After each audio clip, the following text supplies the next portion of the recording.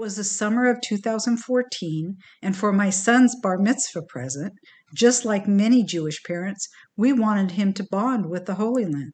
Oh, it worked perhaps too well. My husband had stayed back at the hotel, and our friends, my son and I, had just stopped in a pharmacy. Run to the bomb shelter, sweetie. Please hurry. I didn't hear the sirens at first, but the Israelis did. They're used to hearing these things. We ran to the back of the storeroom. It was a 12-foot by 24-foot windowless bomb shelter. My heart's pounding. Boom! Boom! I hear it and feel the percussion of the exploding bombs. I'm trying not to get sick.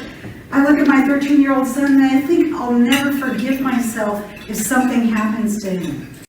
That's an excerpt from a speech I gave to the Orange County Jewish Bar Association. It was the first, but not the last time we had to run to a bomb shelter. Our adventure and my transformation is also the subject of my book, Blasted from Complacency, A Journey from Terror to Transformation in Israel. There is no chapter in a parenting book on what to do when a war starts and you're on a family vacation. Think touring extraordinary and sacred sites mixed with cowering in bomb shelters. I'm still trying to get over the Jewish guilt of taking my son to war for his bar mitzvah present. The impact of being human targets helped me understand the plight of Israelis living like this, and it also made me want to work on peace. How Israel is often described on the news is not what I'd seen with my own eyes. And I felt Palestinian parents also preferred their children playing safely in their backyards. The missiles exploded just near enough to blow apart my world as I knew it, forever changing me. And you'd never recognize my life today with what it was like then. I believe I found my life's purpose.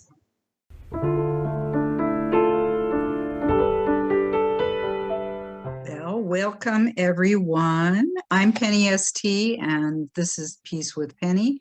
It's great to begin another episode in Season 2 of Peace with Penny. Today's interview is with Ishmael Ben-Israel from AMAL, which is the Hebrew acronym for Spoken Arabic for All. Established in 2010, A.M.A.L is a nonprofit Israeli organization working to mainstream Arab culture and refute the negative stigma towards it in the Israeli society by teaching spoken Arabic in Hebrew-speaking Israeli elementary schools. Arab college students receiving scholarships teach the Israeli children Arabic. By making the knowledge of Arabic and Arab culture more accessible to Jewish non-Arabic speaking children, they aim to promote an atmosphere of peace, tolerance, and mutual respect between Jews and Arabs in Israeli society. So let's begin. Welcome, Ishmael. Hi, Penny. Very nice to be here. Thank you very much. I'm excited to have you here. To start out, if you don't mind, I'd like to ask a few personal questions, beginning with one that I can't help but ask. Can you please explain to our listeners who Ishmael in the Bible was, and how did a Jewish boy end up with a name like Ishmael Ben-Israel? Good question. So of course, Ishmael was the son of Abraham and Hagar in the Bible, and the brother of Isaac. So when my parents gave me that name, I think they were thinking about that, about Jews and Arabs coming from the same lineage, from the same common ancestral father, being Abraham in this case. And I was born in 1979. That was a year of peace with Egypt. And so my parents gave me an Arab name, and a name that also, like I said, brings to mind that connection between Arabs and Jews that has kind of religious and historic connotations. Yeah, it seems like you began your life working on peace, working together. It's very cool. There were high expectations, I guess. So, where were you born? I was born in Netanya in Israel, which is about 20 minutes away from Tel Aviv, just north of Tel Aviv. It's a relatively big city. I grew up in Israel. I also lived in the States for a few years. And we came back from the States when I was, I guess, 12, 13 years old. So I finished middle school and high school here, and I did my Army service here as well. And you're married and have a new baby? I do, yeah. I'm married to Shiraz, and we have a beautiful 5-month-old baby. Her name is A.M.A.L. Yeah, Mazel so tov. yeah. So Thank were you very you much. raised religiously? I guess traditionally. Yeah, we celebrated the holidays and the Sabbaths and things of that nature. In fact, I studied a year in a religious school, but we weren't religious per se at home. But we were traditional, yeah. Yeah. I think you've described your parents as being kind of hippie parents at one point. Yeah, I guess so. Especially my father. He was very much into kind of new age things that have to do with, I think things that you're also interested in. Yeah. The spiritual world and the connection between the spiritual world and the society that we live in, and kind of using that as a tool, the kind of humanity behind all of us as a tool to finding common ground and common language, which is what I deal with, finding a common language, creating common languages, creating bridges. So both my parents, especially my father, I think were kind of very much into that. Yeah. Well, I'm definitely into staying aware and more mainstream spirituality, if you will, staying conscious and being aware of what your thoughts are, because your expectations come from your thoughts. And so you have to keep those clean. Otherwise, what's reflected on the outside, you may not like so much. So Absolutely. I guess I have to even think more about peace, because it's very slow, but only one person can't make a total difference, but it certainly makes a move in the right direction. So what made you interested in peace?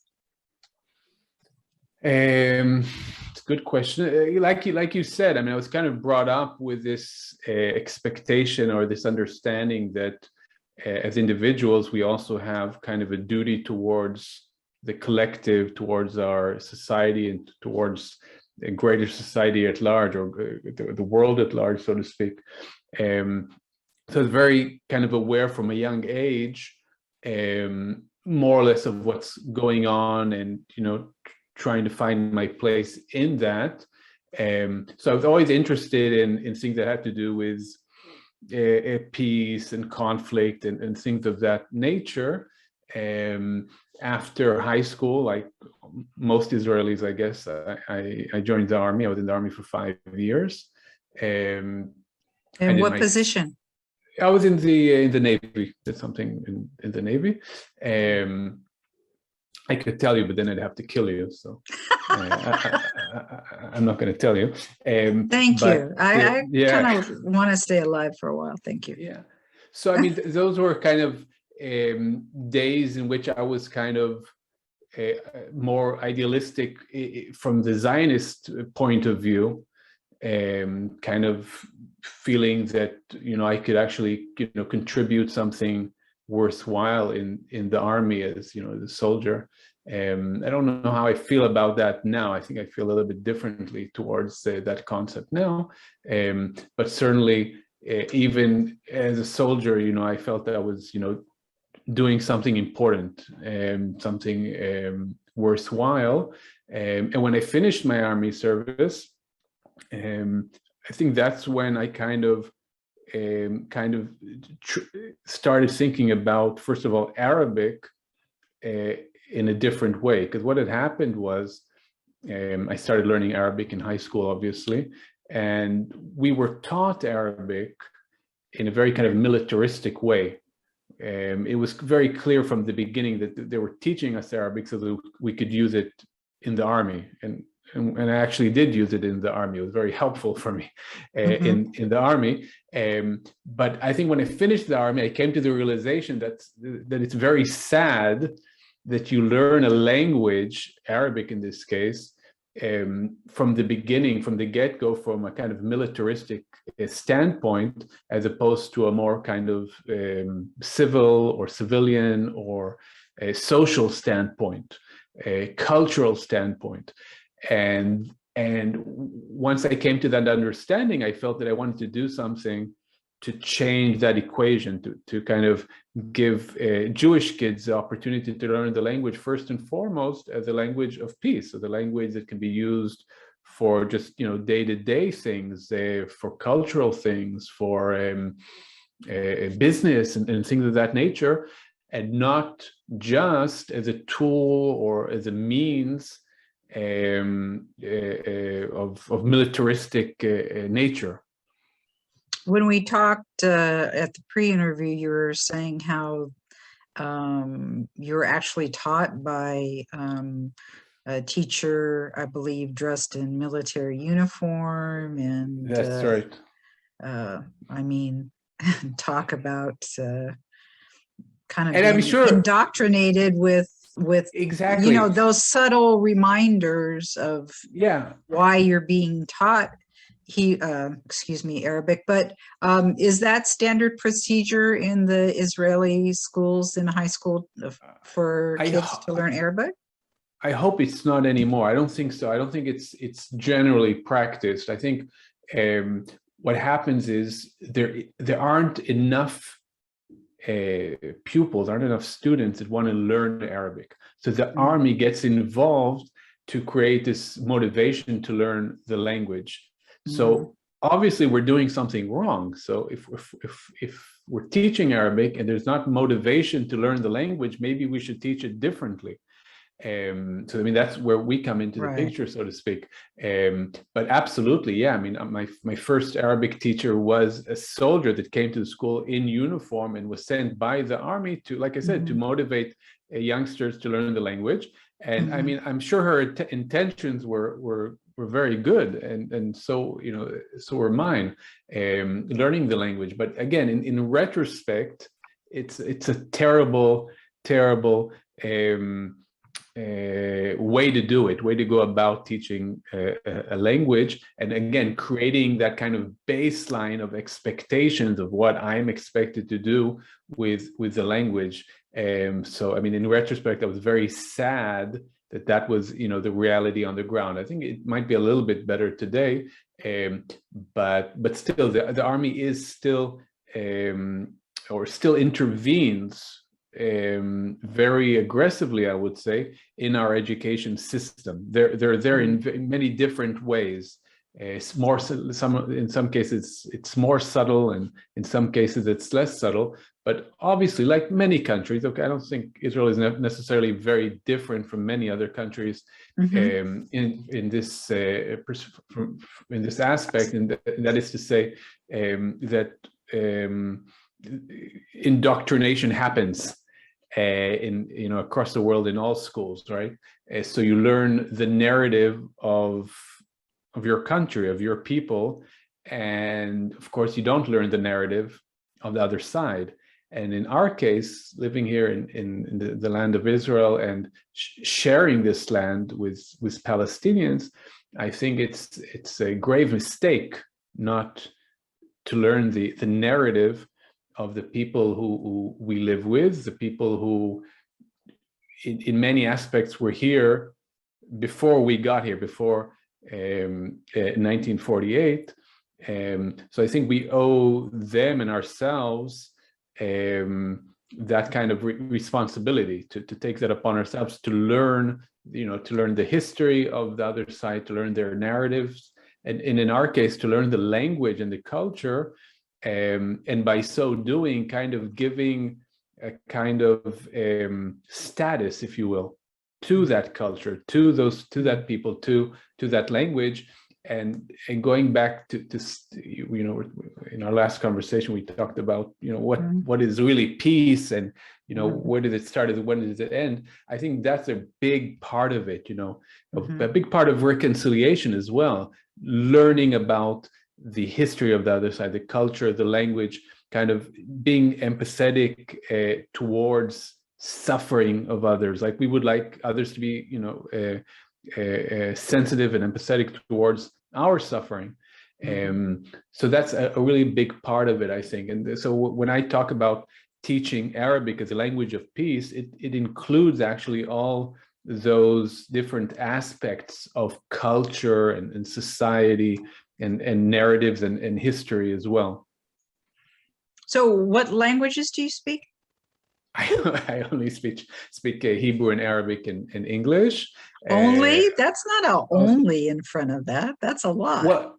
Well, you know what? So that's an interesting point, because when we talk about Arabic, so as you probably know, with Arabic, we have what's called the literary Arabic, right, which is also called written Arabic, and we have a whole lot of different dialects of Arabic. So, for example, in my case, I know the literary Arabic and the spoken Arabic, in our case, Palestinian Arabic. That's like almost two languages, or at least a language and a half. So it's interesting as well. There's a lot of similarities between Hebrew and Arabic, as you probably know. And when we teach young Jewish kids Arabic, we start from there. We start from the similarities, to show them how the languages are similar. Then we move on, obviously, to the differences, because they're also very different. Yeah. Well, I believe most Israeli Jews don't speak Arabic, or if they do, they learned Arabic words like you're talking about to help them with the army.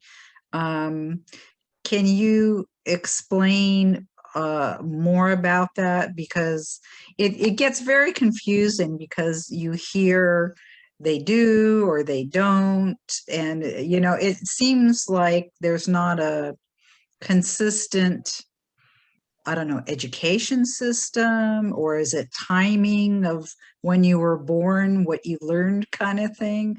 Israel's always in a transition of different things, but I know one of the big things is that if Jews speak Hebrew and Arab Israelis or Palestinians speak Arabic, first off, how do you communicate? Right.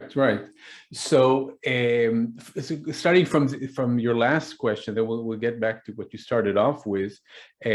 So, if we're talking about what we call 1967 Arabs, so Arabs or Palestinians living in the West Bank or the Gaza Strip, for the most part, they don't know Hebrew unless they've, worked. A lot of them have worked in Israel, or maybe even studied in Israel. So a lot of them do know Hebrew, or a few words in Hebrew. Unfortunately, many of them have spent quite a lot of time in Israeli jails and have learned Arabic during the time in jail. But for the most part, I would say probably. You mean Hebrew?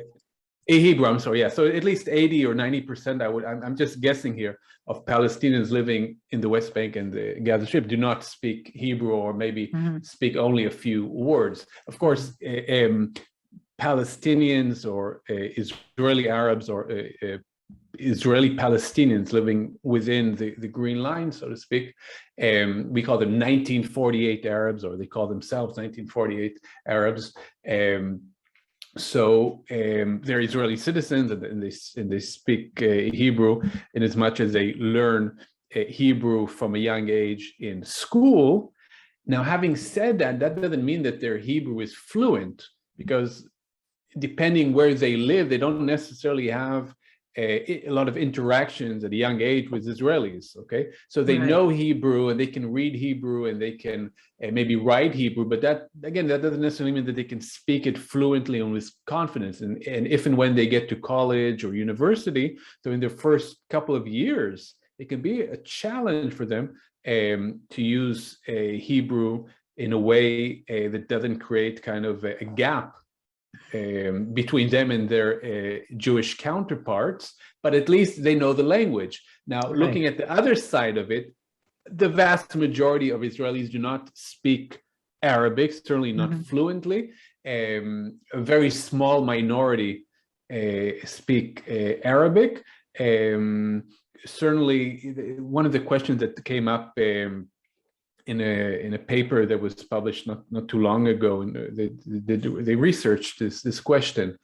So it was like a minute percentage of Israeli society, of Jewish Israeli society, that could read a book in Arabic, for example, okay, or even hold a short conversation in Arabic. But certainly to read a book is something that almost very few Israelis, Jewish Israelis, can do. Now, just to look at this from an historical perspective, so as you know, many or a large percentage of Jewish Israelis are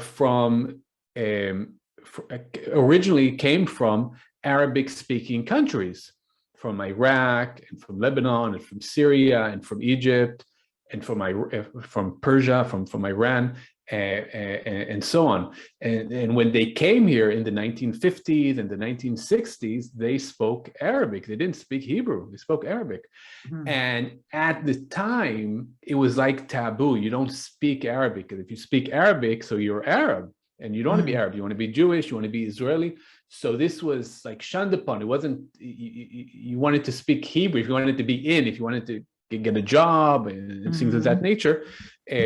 So it was, you were better off kind of forgetting your Arabic. Now think about that, forgetting your heritage, forgetting your roots, forgetting where you came from, because this kind of melting pot community that was being built here was telling you that Arabic is a bad thing, and Arab culture is a bad thing, and so on. Imagine that. Imagine how those people felt, and just stripping them of their culture and their language and so on, to a point where.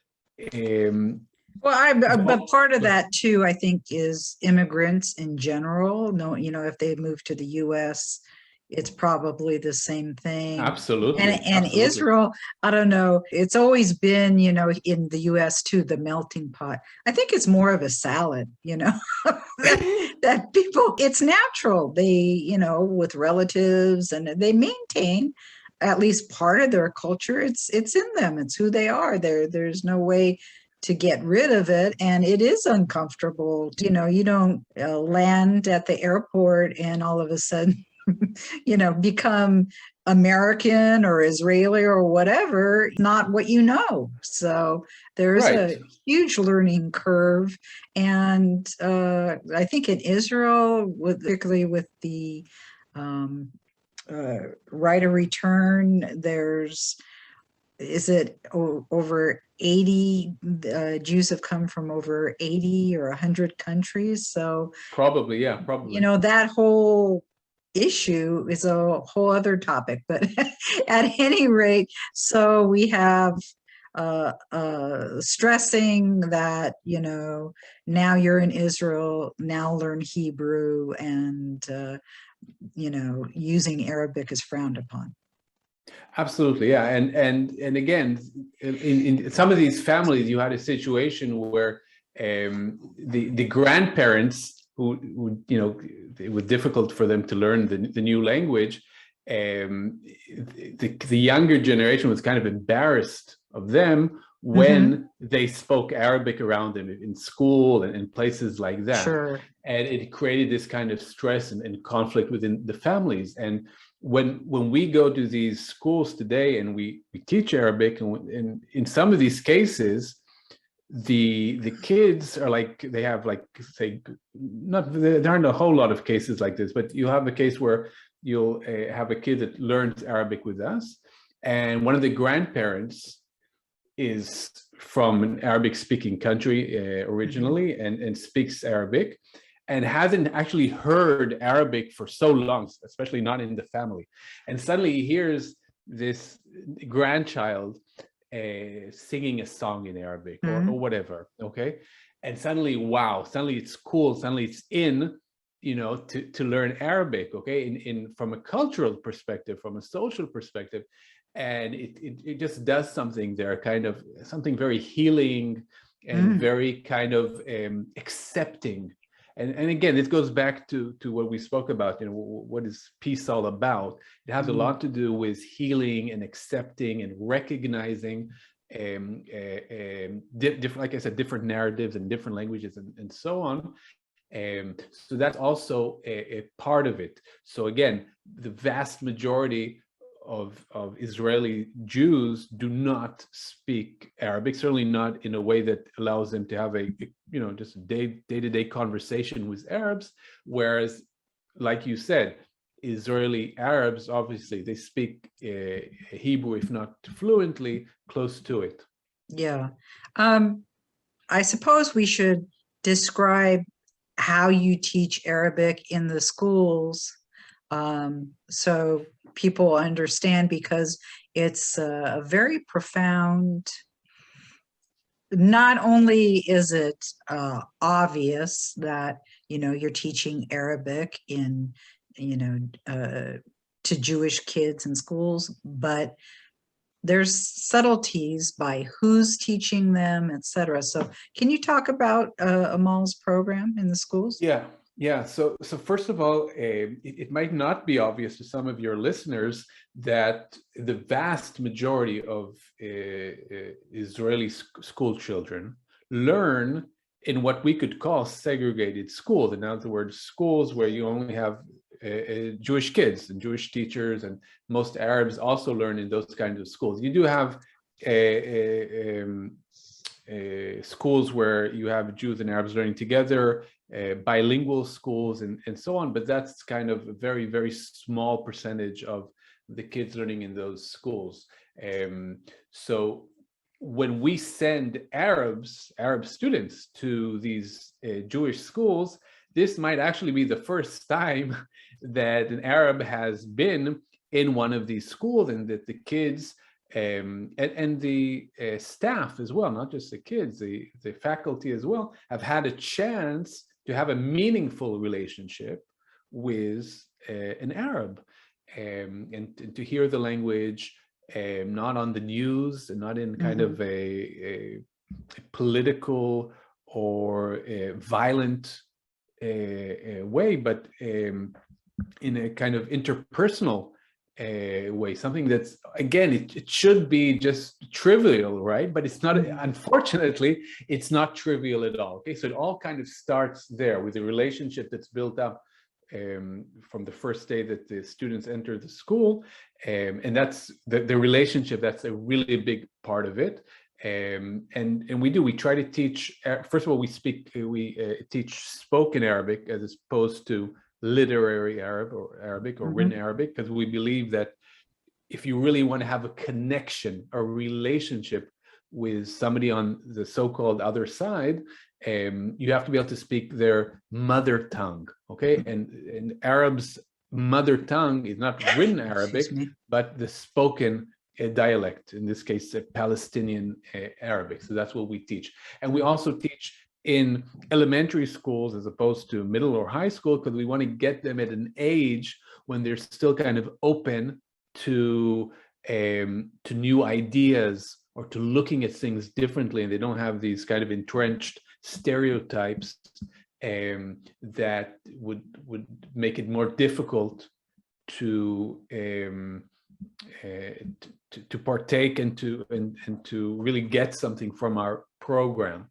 And so when we teach Arabic, we try to teach it in a way that's fun, interactive, in a way that kind of creates motivation, not from the standpoint of, you're going to have a test at the end of the year or something like that, but from the perspective of you're doing something fun, you're doing something that's special, you're doing something unique, in the sense that most kids do not learn Arabic. Most kids are not able at the end of the year to have, a short, simple conversation in Arabic with Arabs, or can't sing a song in Arabic, and things of that nature. So just try to make it accessible on the one hand, and also to make it something that the kids are motivated to learn in and of itself is a really big challenge. And I think the fact that we have students teaching the language and not kind of professional teachers, it really helps, because you have these students that are really kind of role models for the kids, because they're learning, medicine and law and They're history, college students. the university students, college or university students. And they're relatively young, don't forget. They don't do military service, so they start university at the age of 19 or 20. So very young, and the kids really look up to them, and it's so disruptive, in the sense that it's really not, it's so counterintuitive, unfortunately, where we live, to have this situation where these Jewish kids have role models that just happen to be Arabs. A lot of times it goes the other way around. You'll have, Jewish university students going to a volunteer in Bedouin villages, and here's a Jew helping the poor Arab, right? Which is, fine. But here we're kind of turning that around. We're turning the tables on it, so to speak, and creating this different equation. And it's really mind-blowing at the beginning. It's difficult to kind of to understand what you're looking at the beginning. So again, hopefully 50 years from now, 100 years from now, it'll just be trivial and something really basic. Unfortunately, today, this is like an outlier, something that doesn't really happen that much, unfortunately, in our schools. How do the other Jewish teachers react to the Arab and Palestinian college students who are teaching their kids? Yeah, so you just the regular teachers, yeah?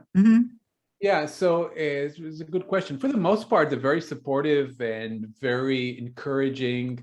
And like I said, I think it's transformative, not just for the kids, but for the faculty as well. Because when the Arab students enter the school, and some of the faculty, I don't want to say all of the faculty, but some of the faculty are sure that the school is going to blow up, right? Because obviously they're Palestinians, so they're carrying explosives in their bags. And when that doesn't happen, I know from experience that many of them kind of ask themselves, hey, why did I think that this is what would happen? You see what I mean? So it kind of puts a mirror in front of you, and it says, hey, look at yourself as an individual, look at yourself as a society. What are these stereotypes? Where are they coming from?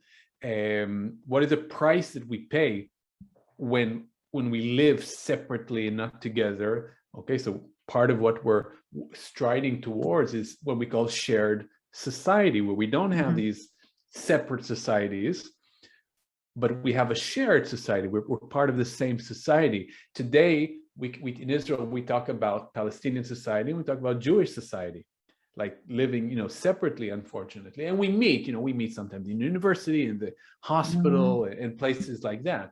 And there's so many Palestinians working in Israel. That's the part, if you don't speak the same language, that I've always been confused by, because I knew, I think it's almost 200,000 Palestinians every day go to Israel to work.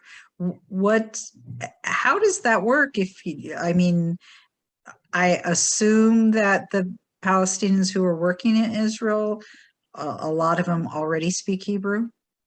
So two things here. First of all, Israeli Arabs, many of them do identify as Palestinians themselves. So when we say Palestinians, we should distinguish between 1948 Palestinians and 1967, because that can be confusing. The second thing, a lot of these workers that come in from the West Bank, especially into Israel to work.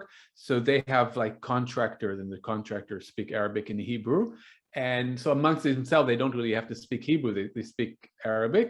And so they don't necessarily have to know Hebrew when they come to work here. Usually they'll come kind of in groups, and they'll have like they're working at a construction site or whatever it is, and then when they're here, like I said, they'll work with themselves, so to speak, and they have a contractor that might be an Israeli Arab, an Israeli Palestinian. I see. So it usually works like that. So they don't necessarily have to know Hebrew, and obviously, sometimes it works the other way around. So at some of these building sites, it's interesting. You go there, and the Jews are the minority there. So a lot of times they will want to learn Arabic, right? Because even within Israel, okay, because a lot of Arabs work in construction. So, so you'll have Jews that feel like maybe somebody's talking behind my back. And I mean, that's part of, I mean, it's kind of sick to think, why do you think that somebody's talking behind your back? Just because you don't understand them. But there is that entrenched fear. Okay, I'll give you another example. Sometimes when I use public transportation, when I'm on the bus, and if I'm talking to somebody just by chance in Arabic, so everybody's going to turn their head to see what's going on. And if there's a soldier sitting in front of me and he's with a gun, he might his finger might go closer to, or his hand might go hold onto the gun a little bit stronger. And again, it's because we have this entrenched kind of fear of the language. Imagine that, fearing a language, words, right?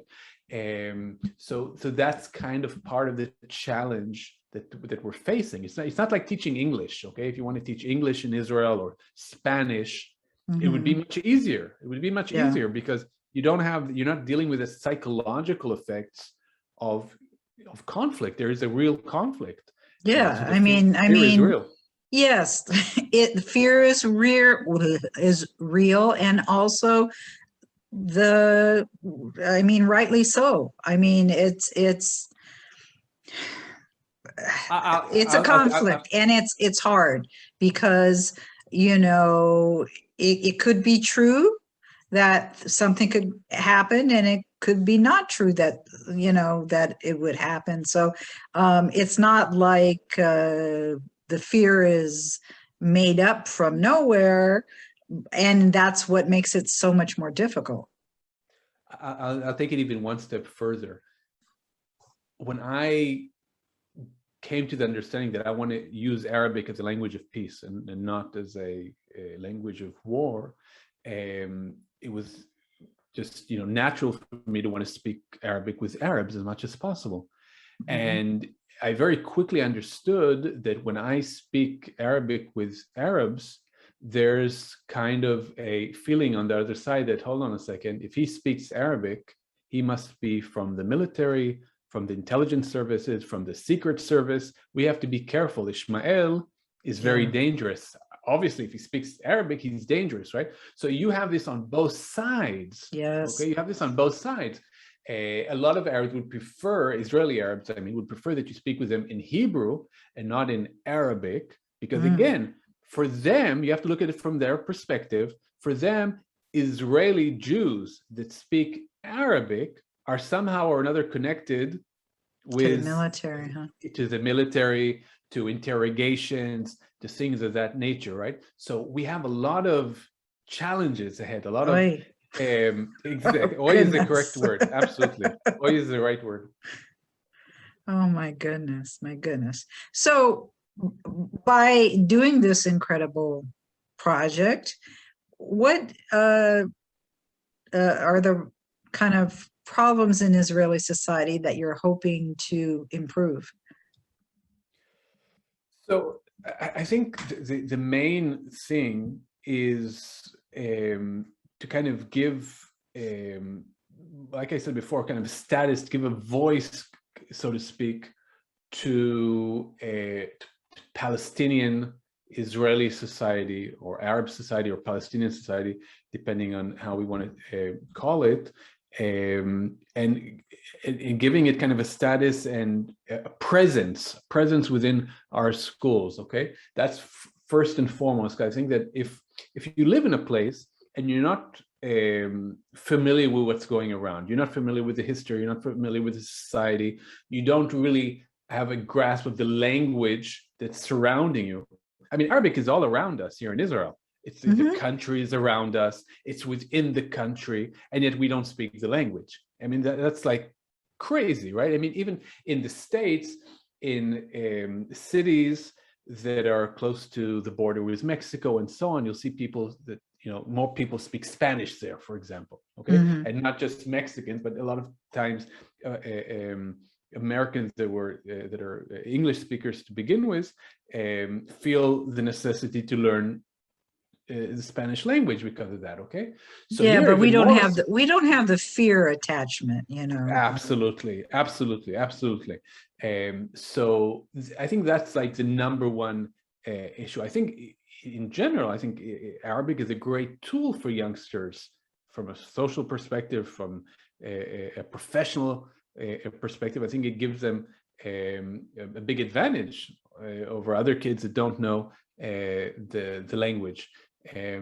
Another thing that's kind of that's over the years has become more and more of a goal in and of itself is empowering young Palestinians, young Arab Israelis, to kind of reach out, so to speak, to Israeli Jews and have the confidence to bring their story, their personal story, their individual story, their family story, in a way that's that can create that kind of empathy. That's a big thing that I think we're lacking in our society, empathy from both sides. So giving tools to these youngsters how to present their story in a way that the youngsters, the kids, can learn from, and it can be transformative for them in their lives, for the kids and for the students as well, for both sides, because both sides are going through a process here. They both have challenges. For the kids, for example, they might have, parents that say that, they shouldn't be learning Arabic and they shouldn't be in a relationship with Arab students and things of that nature. And don't forget that the Arab students, the Palestinian students teaching Arabic, also have an inner conflict. So they may have family or friends telling them, hey, why are you teaching this kid Arabic when we all know that 10 years down the road, he's going to use it against us in the military, which might actually happen. I mean, these things happen, of course, okay? So there's a lot of dilemmas that we deal with in our project on a day-to-day basis that kind of give you a sense of where we're living. And okay, so it's a dilemma and it's not something that's fun to deal with on the one hand, but I think it's much better to see it, to have that mirror in front of you and know, okay, so this is where we live, this is the baseline, this is where we're at now. We have a lot of work ahead of us, whereas a lot of us just would rather just not look at that, not have to deal with those kind of dilemmas. Again, Jews and Arabs as well. Arabs a lot of time also like to be in their own kind of bubble, in their own echo chamber, and it takes a lot of courage to, for example, for these Arab students to go into a Jewish school. Imagine going into a school, for a lot of us, going into a school, into a principal's office, it's a scary thing for just in general. Now you're doing it in a school that speaks a different language from your own mother tongue, and whose culture is different, and that people there are looking at you as a representative of a culture that in many ways is in conflict with Jewish society. So it's very challenging. So where is your program offered? So in different years, we were in different cities. This year, we're kind of exclusively in the Tel Aviv area. We're going to be, we just started a couple of weeks ago, actually. We're in 15 schools in the Tel Aviv region or area. And we have actually 30 Palestinian students this year taking part. And this is just part of the curriculum of these particular schools? It kind of becomes the curriculum, yes. So they sign up for this, and they understand kind of more or less what our agenda is, so to speak. So they know that we're not just there to teach a language, but we're also there to teach about society and culture. And so it's an optional program? Oh yeah, absolutely. Yeah, absolutely. The schools choose it. They want it. I mean, for a lot of these schools, it's an opportunity to do something special. And who are these parents that choose to put their kids in the programs? Are they nobody asks them? So no? For the most part, no, not really. I mean, there are schools that will consult with the parents, just like, you know, they would about, you know, taking the kids on a trip or having a party or things of that nature, but they don't have to, because Arabic is taught in Israeli schools. It's supposed to be taught. I mean, the law actually said that Arabic is supposed to be taught in middle school and high school, and I think, if I'm not mistaken, it's supposed to be taught to some degree in primary school as well, elementary school. But it isn't. For the most part, it's not taught in elementary school, and usually it is taught in kind of middle school or high school, at least to a certain extent. But again, for the most part, even when the parents are consulted, it's not that they would decide, but sometimes they are consulted. For the most part, they're very supportive. Obviously, you're always going to have outliers. You're always going to have parents that are against a project. A couple of years ago, we were thrown out of a school because some of the parents made just, you know, too much noise, too much. They really opposed it, and you know, the school faculty could only take so much, so to speak. But for the most part, that's not the case. For the most part, we're kind of accepted in the schools with a kind of a big hug, and there's a lot of support from the parents. I mean, I think that's a big point here as well. When you get down to the ground kind of thing, and kind of see what's happening on a human basis, or human level, you'll see that most people want to live in a different society, want peace, want coexistence, want shared society, aren't hateful, aren't against other people just because of their you know, nationality and culture and so on. So a lot of times it can be very confusing, you know, when we watch the news, and you know, we hear about, you know, what's happening. We say, oh, it must be the case that all Palestinians hate Jews and all Jews hate Palestinians, and fortunately that's not the case. But unfortunately, that's not the picture that we see when we turn on the news. Oh, that's the truth, which is one of the reasons that I do this program, because that is not what you see on the news. Absolutely. I think. Go ahead. No, I just wanted to say that in that sense, what you're doing is so important, bringing different voices and allowing people to see what's really happening kind of on the ground, which I think, unfortunately, we don't have enough opportunities to kind of showcase the goodwill that there is out there. There's so much goodwill on the Palestinian side, on the Israeli side, Jews, Arabs, and hope, Palestinians, and hope. Absolutely. Because, you know, what you see on the news, as they always say, if it bleeds, it leads, and you know, it's very distressing, and rightly so. It is all of that, but there are also many organizations working on peace between Israelis and Palestinians, and the people such as yourself, I just love speaking with them, because these are people who often started out differently, often have had to go through a huge transition of their beliefs and looking at themselves and their own reality and their own voices in their head and what they were taught and challenging it.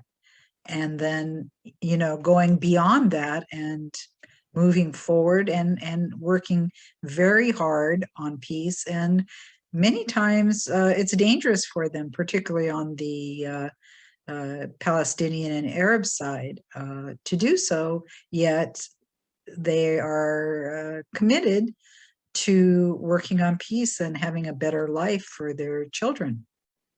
Yeah, absolutely. I think you hit it on the nail. It's exactly that. This coming to terms with reality, looking at the situation on the ground, and accepting the fact that the things are more complicated, more complex than what we might have originally thought them to be, and really dealing with it. Again, it goes to this point of looking inwardly, what's going on in here, in my heart, in my mind, these concepts that I have, how these concepts might hinder peace, might hinder shared society, and so on, and kind of getting over that, kind of trying to take the next step forward, because you're absolutely right. Usually there are many more good reasons not to do something like that, and just to keep the status quo, than to take a step forward. It's always very challenging and scary and dangerous. Absolutely. When I think of, think back to the days when my kid was young and I had so much fun in his classes with his teachers, and this seems like a great opportunity for the parents to be involved. Do you ever have, I don't know, maybe holidays coming up and the parents come in and interact with the teachers and the kids and learn together or celebrate together? So yeah, I mean, like last year in one of the schools, there was the students actually organized a trip, an excursion for the kids, and they went to Jaffa, which is a kind of an Arab and a Jewish city. It's part of Tel Aviv, obviously, but the Arabs and Jews live there. You could say side by side. There's a lot of tension in Jaffa as well, but Right. the students took them there on an outing, and they used it as an opportunity to learn, Arabic words that have to do with the city and restaurants and things of that nature. And the parents took part in that. It was really great to have that kind of interaction. You're absolutely right, because when the parents also participate in things like that, so it gives kind of the kids a message that, hey, this is okay, this is good. So and the parents also take their cue from the kids. It goes both ways. So the parents also see that the kids are interacting well with the students and say, well, why can't we do that? I mean, and again, it goes back to this idea of creating a model for a different kind of relationship. Say, look, it's possible. Why can't we have this happen in other places? Why can't we work together? Why can't we learn together? Why can't we go to parties together, and so on and so forth? Okay, that's like a really big part of it. So yeah, wherever possible, we try to bring in the kind of greater or the community at large, so to speak, faculty, parents, as much as possible. Absolutely. It's one thing, I think the greatest surprise for me being a parent, because of course I, looked forward to all these things I would teach my son, but the greatest surprise to me was how much he taught me. And I think that's kind of what you're talking about, that our kids are our greatest teachers, because there is no one on earth that we're going to be willing to get involved with and want to change ourselves if we see something we don't like. etc., than for our kids. And it becomes really a mutual learning experience that I really, frankly, was surprised about, So is there something that surprised you working with these communities that you didn't expect? It's a good question. I guess, the fact that, again, we were accepted into schools for the most part with open arms, and only in a very small percentage of the cases kind of rejected.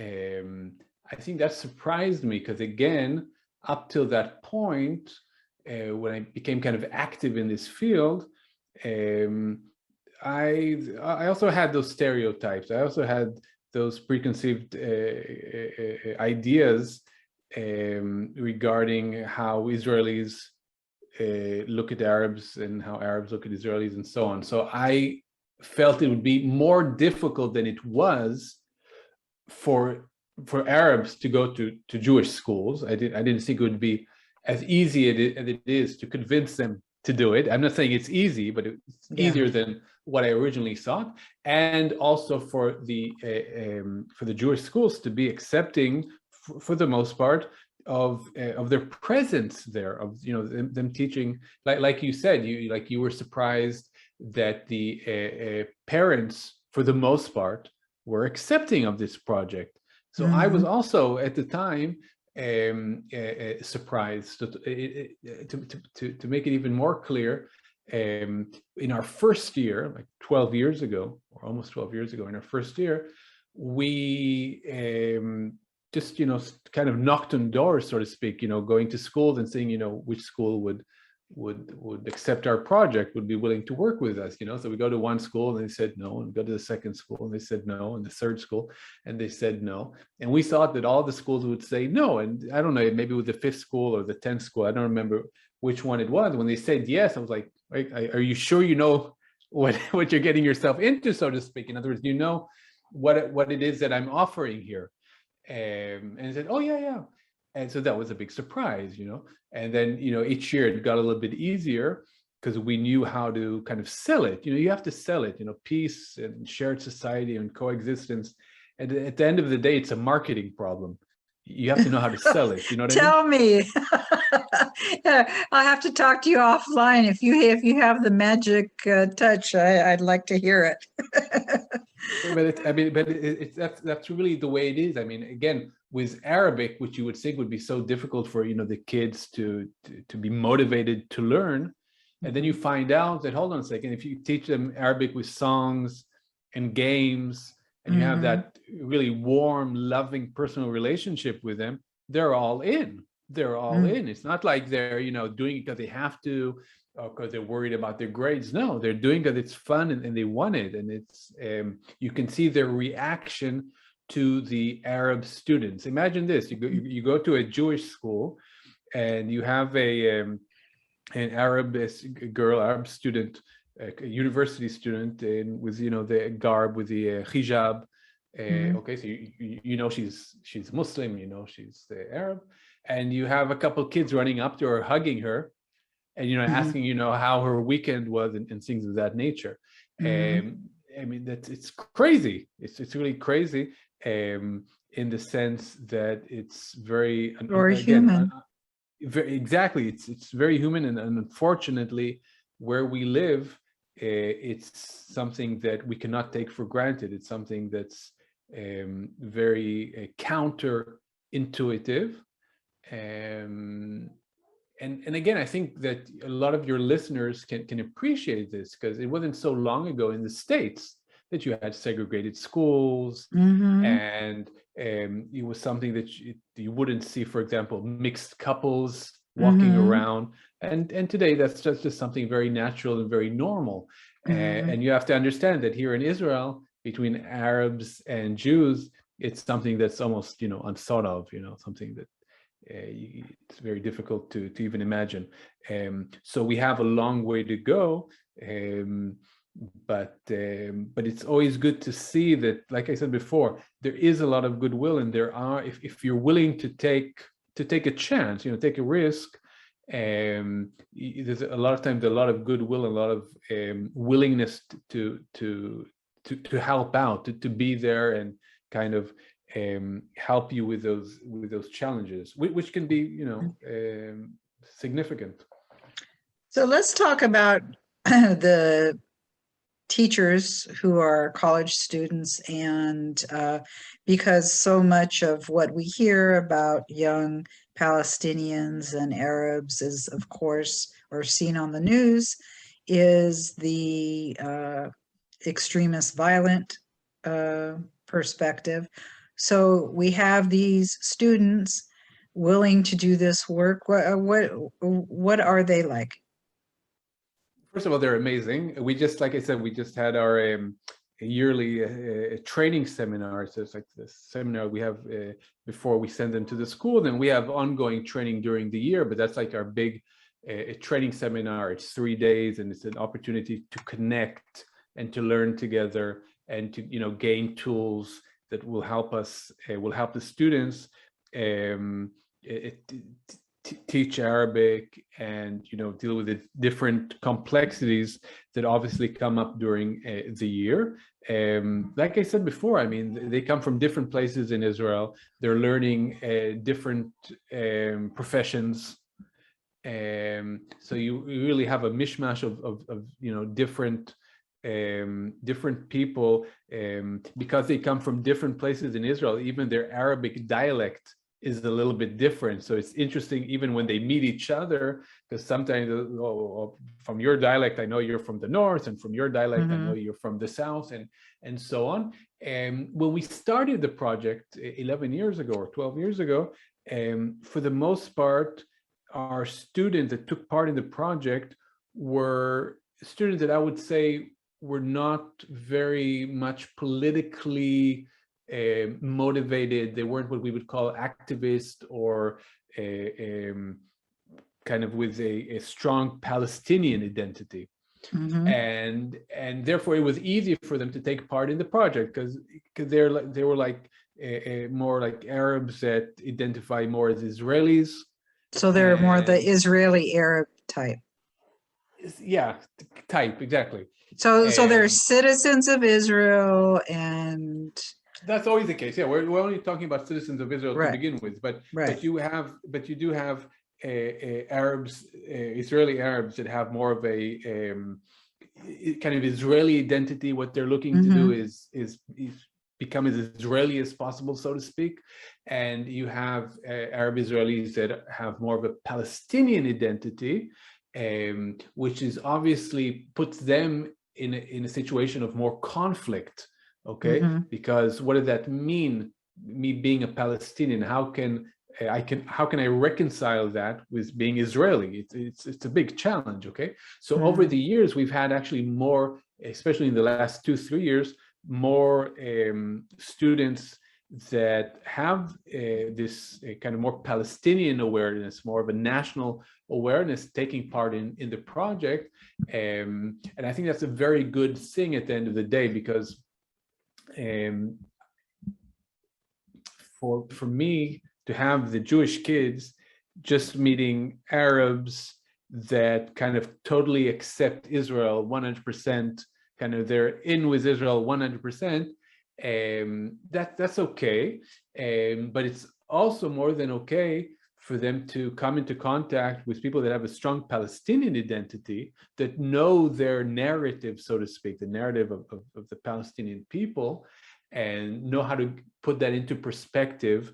And I'll give you just an example to make it more concrete, because it's probably very abstract what I'm talking about, but to make it a little bit more concrete, think of an Arab student that's in the school during the Independence Day, or one of those kind of nationalistic holidays, so to speak. Okay, so you have all these ceremonies and things like that. Okay, Jerusalem Day. Jerusalem Day, Remembrance Day, all of these days. Okay, so now this Arab student is in the school. What does he do? Does he take part? Does he participate in these ceremonies? Does he tell the principal that he's not going to come that day because it kind of puts him at conflict with his own values and so on. Okay, so that, and what message does that send to the kids, right? So the kids are also going to be asking a question here, right? Okay, how do you feel? So imagine that. That's a big thing, right? If a Jewish kid can ask a Palestinian student how he feels being in the school with, the flags all over the place, and remembering remembrance of Jewish Israeli soldiers that maybe killed Palestinians. How does he feel about that? Just being able to ask that question is a really big thing. It shows empathy, right? Being able to ask that question and having the sensitivity and the kind of tolerance to hear the answer. Okay, maybe I'm not going to agree with your answer. Maybe it's going to cause me a little bit of pain, but am I able to listen to that? That's a really big thing. Okay, I'm not saying that all the kids. Yeah, I've become very acquainted with those feelings working on peace. You have to, I always say, you have to put on your big girl panties and and just put a tape across your mouth and listen, and really listen, because it's difficult to hear. It's really difficult to hear, and over time, I can't say you ever get used to it, but you begin to understand more and more of the other's narrative. exactly. And that's exactly what we empower our students to do. We empower them first and foremost to be themselves. Now, as a majority, I'm a Jewish male. So, I always, in Israel, I feel that I could be myself at all times, right? But I have to be sensitive to the fact that a lot of Arab Israelis, Palestinian Israelis, they feel that they can't always be themselves. If they say what they think at all times, they could be fired from their workplace. They could be, there could be penalties for just being themselves. From if you ask them a question and they say what they feel, they might be punished for that. Okay, that's the atmosphere, so to speak. Okay, and as somebody that's now in the majority, right, I have to be, or I try to be sensitive towards that. Okay, and so we try to empower our students, and not only to empower them to be themselves, but also to kind of create an atmosphere and an environment that allow them to be themselves. So we work with the schools, and we tell them, hey, you also have to be sensitive here. You have to kind of be aware that you're maybe hypersensitive towards, bless you, you might be hypersensitive to things that you might not need to be hypersensitive about. I'll just give you an example, again, to make it more concrete. Just the word Palestinian, okay, can be very, can cause kind of fear and negative feelings amongst some Jews. So, for example, in a school, if a teacher, for example, or one of the kids, or like you said, a parent, okay, asks a student, one of our students, how they identify, okay, do they identify as Israelis or Arabs or whatever, okay, and they say, I identify as Palestinian, okay, so that could be very troubling for those parents, okay, for many different reasons. Whereas if they said, I identify as an Israeli Arab, so they might feel much better with that, okay. So what we try to say is, okay, that's good. That's a good mirror. It's a good opportunity to see how we feel about those things and ask ourselves why is that so threatening for us, okay?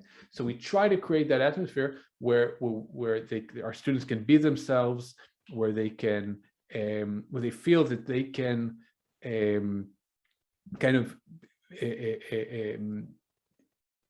be themselves and say what they feel, what they really think, and with each other or in the classroom. In the classroom, in the in the breaks, right, when they have these kind of interpersonal conversation with kids and with parents and with teachers and so on. Again, it's very difficult in those situations to be yourself, to say what you really think, okay? But but again, we do our utmost to create an atmosphere where they feel that they can do that.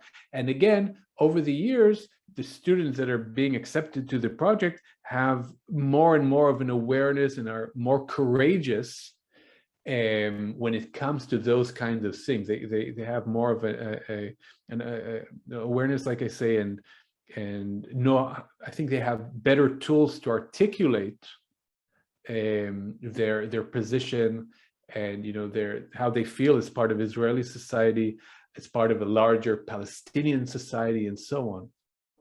Yeah, in this work, there's so many trigger words like occupation and whether or not somebody believes Israel is apartheid and all that. It can be a whole a whole situation, I'm sure, and very has to be handled very sensitively. Thinking of sensitivities, what happens, because unfortunately in Israel there are far too many violent incidences, what happens under those circumstances?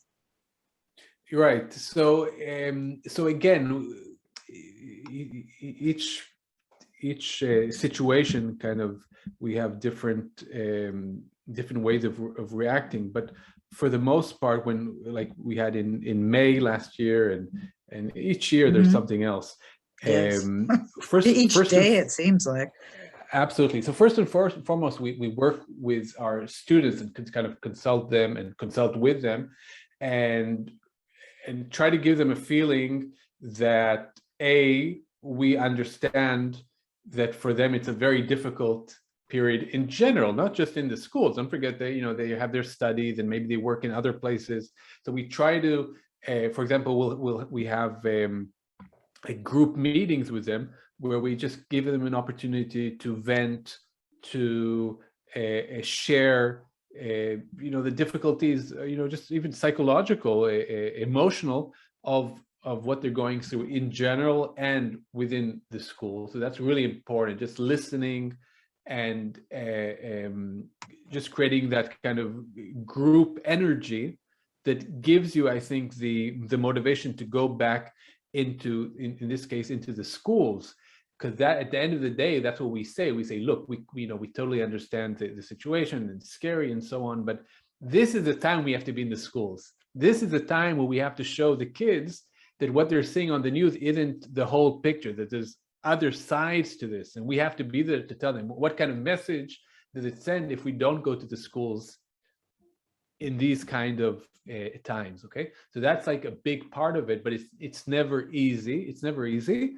I will say that for the most part, when they do go, there's a lot of kind of shared empathy again with the kids, because a lot of times this will happen after there's already kind of a relationship with the kids. So the kids can show that empathy towards the student. How are you feeling? Imagine that, a Jewish kid asking an Arab, a Palestinian, a university student how he's feeling, how is his family, are they okay, right?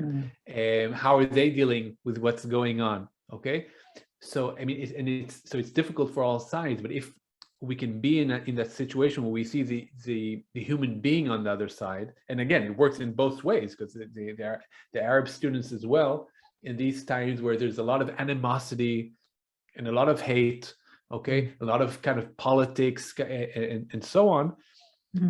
With all that going on, think of one of our students, and this just happened in May, last May, that calls up some of his the students, some of the kids, the Jewish kids, to make sure that they're okay, and to tell them that he's okay or she's okay in this case. Okay, imagine that. Okay, it's a really big thing. Okay, and again, just looking at it from the human perspective. Okay, everybody has different, political views and so on. But being able to kind of put those political views or whatever aside for a minute, and just looking at the human being on the other side, that's a really big step forward, I think. And that's something that we try to encourage. And to an extent, we kind of take advantage of kind of more violent periods to emphasize that. So it's always sad when we have violence, but when there is, we actually to an extent, take advantage of it and try to use it to emphasize our ability to use that muscle of empathy and love and caring, something that can bridge the divide between, you know, different nationalities and different languages and different narratives and so on. Well, I'm sorry that our time is ended, but I'm glad we're ending on an empathetic and humanistic note. Thanks so much, Ishmael. It was terrific speaking with you and hearing about a program like A.M.A.L that truly tries to bridge the gap between Jewish and Palestinian or Arab Israelis through communication and really brings peace efforts face to face with the people who will benefit from the exchanges. Next week, thank you very much, Penny. Thank you. Next week on October 26th at 11 a.m. Pacific time, we'll be speaking with Nechama Goldman Barash, a Jewish Israeli peace activist. She works with Roots Shorashim Judah, one of my favorite peace organizations in the West Bank, who works on peace between Israelis and Palestinians. Life in the West Bank is intense, and the communities who live there experience the Israeli-Palestinian conflict daily. There's no escape. It's their home. Many of the Palestinians Nechama works with happen to be Christians, certainly a minority amongst their own people, but their voice must be heard as well. I've enjoyed learning about Nechama, and to me, her commitment to working on peace was built piece by piece throughout her religious Jewish life. As a young child, she observed her parents' dedication to our tribe, and after multiple trips to Israel throughout her youth, she made Aliyah, the Jewish expression for returning to Israel, the homeland of the Jewish people. Yet her beliefs and background will surprise you. She's a well-educated religious woman and a settler, but she works with Palestinians on peace. As she learned increasingly more about the realities on the ground, like for so many Israeli-Palestinian conflict peacemakers, she became curious and at times uncomfortable. There are at least two very different narratives that exist simultaneously, and both must be respected and acknowledged. Oy, it's not easy. We hope you'll join us. As always, we wish you a good week, and may we all live in peace.